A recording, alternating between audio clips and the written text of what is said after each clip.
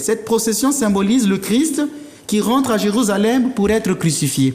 Et comme disait Saint Nicolas Cabasilas, le Christ est né pour mourir, pour souffrir.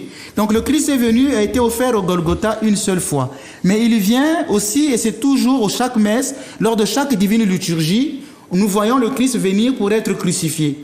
Celui qui va devenir prêtre porte l'aër sur la tête parce qu'il symbolise l'ânon sur lequel le Christ est assis.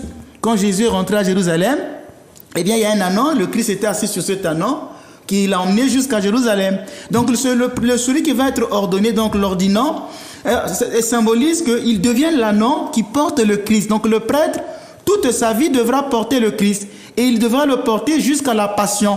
Donc il est jugé digne pour porter le roi de gloire. Donc la mission du prêtre, c'est de porter le Christ partout où il va. Et le Christ va à Jérusalem pour souffrir. Et quand on devient prêtre, on accepte de souffrir. C'est pourquoi le jour qu'un prêtre dit sa première messe, il a commencé à compter le nombre de ses souffrances. Donc c'est ça que ça symbolise.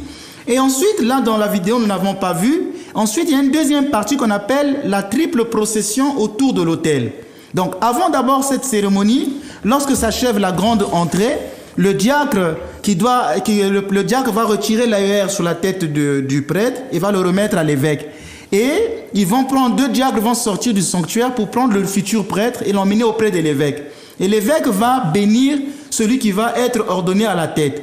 Une fois qu'il a béni, 2 prêtres vont arriver pour prendre le nouveau prêtre. Parce que pour tourner autour de l'autel, si vous êtes ordonné diacre, c'est 2 diacres qui vous accompagnent.